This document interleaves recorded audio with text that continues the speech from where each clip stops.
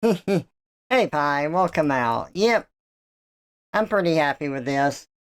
Okay, so just to go over this one more time for everyone that wasn't here at the beginning.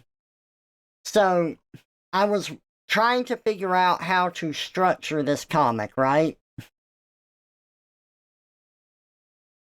So let's look at it from the panel perspective. So if you take these back four panels, one, two, three, four. Those, right? I'm not counting the circle here and I'm not counting this square. Just these back four. I made the separation between the panels bigger horizontally than I did vertically. Why is that? Well, I wanted this comic to be read left to right. If the gap was smaller horizontally here, you would read it up to down. Like this one, then this one, and this one, if this gap was bigger. And, but I wanted it left to right, so I made this vertical gap smaller, horizontal gap bigger. Now, I also added an in-between frame right here to give like a little bit of pacing to this. I was trying to work with a really small area. I did end up having to extend the canvas a little bit. Wait, did I? No, actually, no, I didn't extend the canvas at all. I actually worked within the confines of what I had. Never mind. But still, I was working with what I had here. I added this in-between frame for pacing.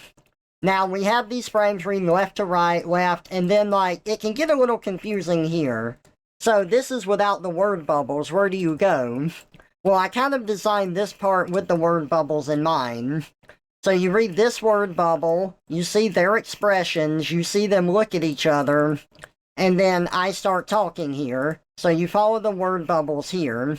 And then naturally, your eye should go to the bottom frame here. Now, if there's a word bubble in the way, like let's say that I was talking in this panel right here, but the word bubble kind of intercepted your eye motion, you would look here first, and that would be confusing. So we don't want that. So there is nothing here.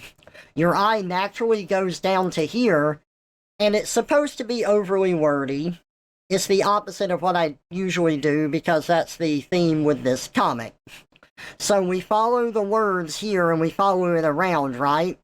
But then I want this frame right here, I want this one to be the next thing you look at.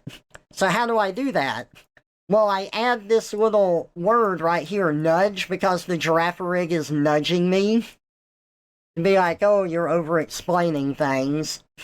So that word cuts into the end of this word bubble, so you'll be reading this, and then it cuts to this word, which leads up into this panel. So you look at this panel first, and then your eye will go to this panel that it's a part of. After that, you go down to the next word bubble here, which I then connected down to here to this word bubble, where there's action happening. And it overlaps me a little bit to lead you into the final frame of the action that's happening. So, that's the layout and how I've structured it and why it works.